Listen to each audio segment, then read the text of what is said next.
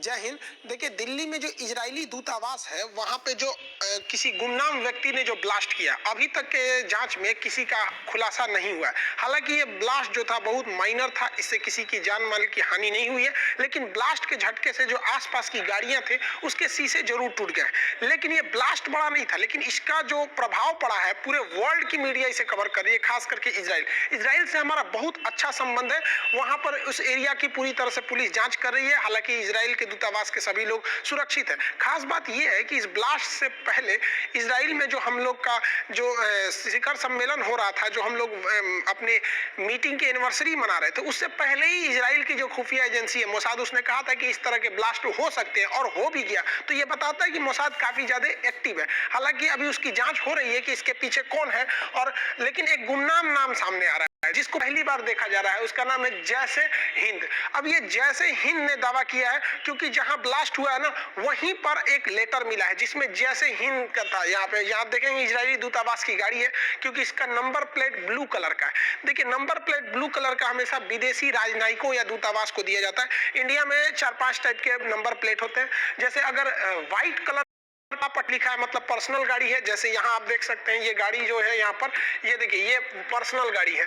लेकिन अगर वहीं देखेंगे ये ब्लू कलर वाली, तो ये तो पर्सनल हो गया। ब्लू वाली तो दूतावास की गाड़ियां होती है, जैसे ये दूतावास की है। ग्रीन पट्टी रहेगा तो मतलब वो इलेक्ट्रिक चलने वाली गाड़ी है, जैसे टेस्ला वगैरह की गाड़ियां थी तो ये इलेक्ट्रिक पे चलने वाली गाड़ी हो गई है ग्रीन वाली। पीले नंबर प्लेट वाली जो गाड़ियां होती हैं वो कमर्शियल होती है, यानी भाड़ा ढोती हैं सब। जैसे इसका नंबर प्लेट पीला है। ट्रक वगैरह का देखेंगे, बस वगैरह का देखेंगे तो पीला मिलता है, मतलब वो भाड़ा पे चलने वाली है। अगर काले नंबर प्लेट पे पीला लिखा है मतलब ये रेंट पे लिए, वो गाड़ी ढोने वाली है। और अगर इसको देखेंगे तो रेंट पे ले जा सकते हैं। पर्सनली मान के चलिए, अगर आप दिल्ली गए, वहां आपकी गाड़ी नहीं है तो रेंट पे गाड़ी ले सकते हैं, तो उसका नंबर प्लेट इस टाइप में रहेगा। वहीं अगर आप आर्मी की गाड़ियों को देखेंगे तो इस पे ऊपर की और मिलिट्री की गाड़ियों पे एक तीर बना होता है, वो अलग होता है। मिलिट्री की गाड़ी को देखेंगे तो नंबर प्लेट इस तरह से रहेगा, इसमें यूपी बिहार कुछ नहीं देता है, एक तीर बना रहेगा आर्मी की गाड़ी में।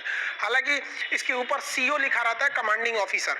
सीओ जो होता है वो lieutenant, captain, major, lieutenant colonel, colonel तक के रैंक के ऊपर वो लिखा रहता है। उसके ऊपर ब्रिगेडियर जाएंगे तो 1 स्टार बना रहता है। ब्रिगेडियर के ऊपर मेजर जनरल पे 2 स्टार, लेफ्टिनेंट जनरल पे 3 स्टार और जनरल पे 4 स्टार रहता है। तो आप गाड़ी के स्टार को देख के बता सकते हैं अंदर कौन सा अधिकारी बैठा है। हालांकि झंडा देख के भी आप बता सकते हैं, जितना स्टार रहेगा उतने झंडा में कोना रहेगा। अगर 2 स्टार रह दिया तो ये ब्रिगेडियर से हो गया मेजर जनरल, तो यहाँ 2 को कोना निकल जाएगा। 3 स्टार हो गया तो लेफ्टिनेंट जनरल, 4 स्टार हो गया तो जनरल। तो आप गाड़ियों को, आर्मी को भी देख के बता सकते हैं कि इसके अंदर कौन है। अगर आप ये एनसीसी वगैरह किए होंगे तो आपको ये सब पढ़ाया गया होगा। खैर, मेन टॉपिक पर आते हैं। तो जो इजरायली दूतावास जो है, वहां पे जो गाड़ी के पास, ब्लास्ट के पास जो लेटर मिला है, उसमें यही लिखा है कि ये ट्रेलर है, मतलब अभी फिल्म बाकी है। इन गधों को ये समझ में नहीं आता है कि तुम किससे टकरा रहे हो, इजराइल से। और ये कौन सा तरीका है, इजराइल ने दुनिया में किसको किसको नहीं टपका दिया। यहाँ आप देखें कासिम सुलेमानी को, चाहे वो फकीर जादे को है, ये डायरेक्टली नाम आता है कि इजराइल ने किया। कभी इजराइल ने नहीं बोला कि हाँ ये टेलर है, फिल्म बाकी है। लेकिन इनको ये चिटपुटिया भड़का के गए ना, तो ना हल्ला करके हमरा फटका है, फिल्म बाकी है, ससुर तुनाई फिल्म बाकी। अरे हम लोग को ईरान से क्या मतलब, हम लोग को ईरान में ये चाबहार बंदरगाह है, वहाँ हम लोग को पेट्रोल मिल जाता है, इसलिए हम चाहते हैं कि भैया ईरान भी शांति से रहे यहाँ पर। अब ये इसका, हालांकि ये नाम पर इंडिया गवर्नमेंट उतना बिलीव नहीं कर रही है, क्योंकि पहली बार इसके नाम सुना गया है। ये डाइवर्ट करने के लिए भी हो सकता है। देखिए, मोसाद अब इंडिया पहुंच चुकी है, वो जांच को आगे बढ़ा दिया। अगर इस जांच में मान के चलिए इंडिया शामिल साबित हो गया कि ईरान ने, मतलब ईरान समर्थित आतंकवादियों ने ही ऐसा काम किया, तो फिर तो फिर इंडिया को ना इजराइल की ओर थोड़ा सा हल्का स्लाइटली झुकना पड़ेगा और ईरान की थोड़ी सी निंदा करनी पड़ेगी। अब भारत के लिए दुविधा ये है कि हमें ईरान की सख्त जरूरत है अभी के वक्त में, प्रेजेंट सिनेरियो में, क्योंकि चाइना जो है सीपीईसी को बढ़ाते जा रहा है, हमें उसको काउंटर करना है। तो हमें ईरान का चाबहार बंदरगाह चाहिए, ठीक है। और ये बंदरगाह हमें रूट देता है अफगानिस्तान तक पहुंचने का, साथ ही सेंट्रल एशिया, यूरोप तक हम इसके रास्ते पहुंच सकते हैं। पहला तो एक हो गया कि भैया ये रूट हमें आराम से दे सकता है। दूसरा, हमारे पास पेट्रोलियम का अभी सबसे ज्यादा हम लोग यहीं से लेते हैं पेट्रोलियम, यहाँ ईरान से, जिसके 2 रीजन है। ईरान को जब हम पेट्रोलियम देते हैं तो हमें डॉलर में पेमेंट नहीं करना रहता है, हम उसे रुपया में पेमेंट कर देते हैं। और इसके बावजूद ईरान 60 दिन बाद पैसा लेता है, मतलब 60 दिन का क्रेडिट लेता है, तुरंत नहीं लेता है, 60 दिन बाद भी दे सकते हैं। हालांकि ईरान से पेट्रोल लेने में सबसे ज्यादा फायदा होता है कि ईरान कहता है कि हम पैसा नहीं लेंगे, हम इंडिया से सामान खरीद लेंगे। तो हमारे लिए ईरान का बचा रहना बहुत ज्यादा जरूरी है। आप ऐसे समझिए कि इंटरनेशनल रिलेशन में कोई हमारा अपना या दुश्मन पराया नहीं होता। हमारे देश को फायदा हो रहा है, भैया तुम हमारे अपने हो। एक वक्त था जब अमेरिका जो है वो भारत पे बम मारने आया था, परमाणु बम 1971 में 7वां बेड़ा लेके, और वही मोदी जी को ले आके हाउडी मोदी बर्गर ला रहा था। तो कब सिनेरियो चेंज होते हैं कोई ठीक नहीं रहता। लेकिन भारत को इजराइल की भी ज्यादा जरूरत है क्योंकि इजराइल ये मिडिल ईस्ट में सबसे ज्यादा पावरफुल है। इजराइल से हमें लेटेस्ट हथियार मिल जाते हैं। रडार टेक्नोलॉजी हमारी टोटली इजराइल पे अभी फिलहाल बेस्ड है, चाहे वो एवॉक्स रडार हो, चाहे वो फाइटर जेट का रडार हो, या छोटे मैगजीन हो, बराक मिसाइल हो। हथियार के मामले में बहुत ज्यादा। हालांकि अभी तो हम लोग ने कृषि के सेक्टर में भी उससे बहुत सारे समझौते किए जिसमें ड्रॉप फार्मिंग फेमस है, तो फार्मिंग में कभी समझेंगे। तो हमारे लिए दोनों को बैलेंस लेकर चलना है। लेकिन अगर हम लोग ईरान का विरोध नहीं भी करते हैं ना, तो इजराइल हमसे नाराज नहीं होगा, क्योंकि इजराइल की सोच दूरदर्शी है। इन पटाखा फोड़ने वालों की तरह नहीं कि चिटपुटिया फोड़ के जाएगा, लेटर देगा कि हम वो बदला लेने वाले हैं। भाई साहब, ये सब बेवकूफी वाला काम कर। ये लोग बहुत गंभीर व्यक्ति होते हैं इजराइल वाले। लेकिन सबसे इन सब में जो टर्मिनेटिंग पॉइंट आ जाता है वो हो जाता है जो बाइडेन ठीक उसी रास्ते पे चल रहे हैं जिस रास्ते पे बराक ओबामा थे, क्योंकि दोनों की पार्टी सेम थी, इवन कि ये उस समय वाइस प्रेसिडेंट भी थे। तो ये इजराइल को पसंद नहीं करते। इनके हिसाब से ईरान ठीक है, जो इनकी मतलब विचारधारा है। अब ये कहते हैं इजराइल वालों को कि भाई आप अत्याचार करते हो फिलिस्तीन वालों पे। हम आपको चुनाव टाइम से ही बता रहे थे कि जो बाइडेन हमेशा से मुस्लिम वोट को अपनी ओर खींचने की कोशिश की है, और ट्रंप जो है वो यहूदी यानी इजराइल वाले लोग को वोट को खींचने की कोशिश की है। तो इनका इसके खिलाफ है। अब ये जो बाइडेन बहुत जल्दी चाहते हैं कि ईरान से सैंक्शन हट जाए, और जो परमाणु समझौता हुआ था 2014 में उसे दोबारा लागू किया जा सके। हालांकि ये भारत के लिए भी अच्छा है, क्योंकि हमारा रेल लाइन प्रोजेक्ट इसीलिए अटका हुआ है। लेकिन इजराइल के लिए थोड़ा सा दिक्कत बात है। तो हम लोग को दोनों को बैलेंस लेकर चलना है। हालांकि अगर देखेंगे ये जो बाइडेन, तो ये अपने मतलब मिडिल ईस्ट और एशिया में कुछ ज्यादा दिलचस्पी दिखा रहे हैं।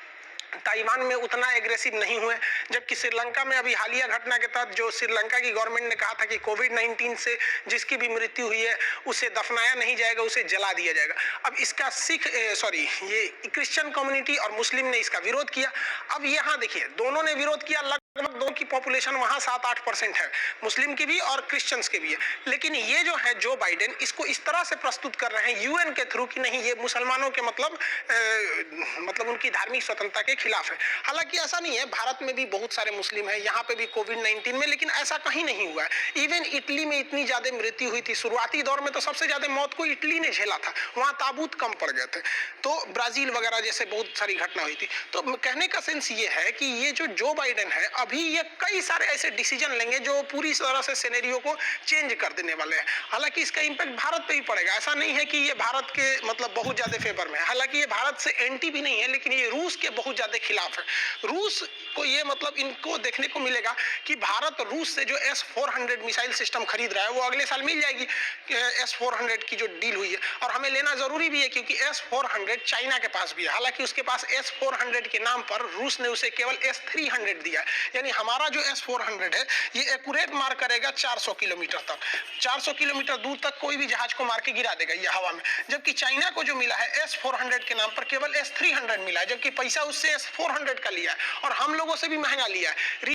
चाइना जो MTCR का सदस्य नहीं है, जो देश MTCR के ग्रुप में शामिल नहीं होते हैं, उन्हें 300 किलोमीटर से ज्यादा मारक क्षमता की मिसाइलें न बेच सकते हैं ना ही वो खरीद सकता है। लेकिन भारत उसका सदस्य है, हम इससे लंबी दूरी की मिसाइलें भी बेच सकते हैं, दूसरे देश से खरीद भी सकते हैं। तो इसलिए ये भारत पर प्रतिबंध लगाएंगे जो बाइडेन, इन्होंने स्पष्ट कह दिया है। लेकिन वो प्रतिबंध काफी सॉफ्ट होंगे। लेकिन डोनाल्ड ट्रंप ने कह दिया था नहीं, भारत को एक स्पेशल कोटा के तहत कोई भी प्रतिबंध झेलने को नहीं मिलेगा। लेकिन भारत पर लगने वाला प्रतिबंध बहुत ज्यादा कोई खास इफेक्ट नहीं डालेगा। जो बाइडेन जो है ईरान और पाकिस्तान, इवन की पाकिस्तान को जो मिलिट्री एड जो 18 में रोकी गई थी ट्रंप द्वारा, उसे दोबारा चालू करने के लिए करे। इस खबर से सबसे ज्यादा अगर कोई खुश है जो बाइडेन के आने से या जो बाइडेन के डिसीजन से सबसे ज्यादा अगर कोई खुश है तो वो आंटी जी खुश है।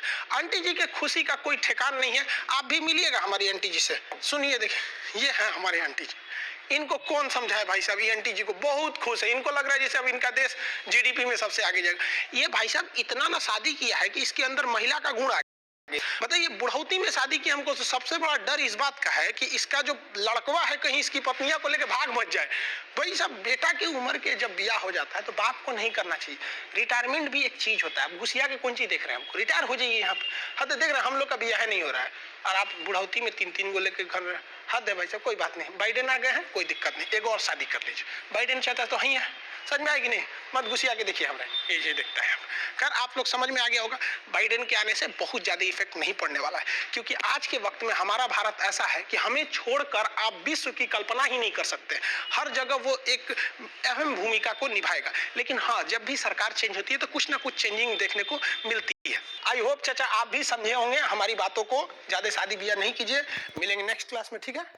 तब तक के लिए जय हिंद।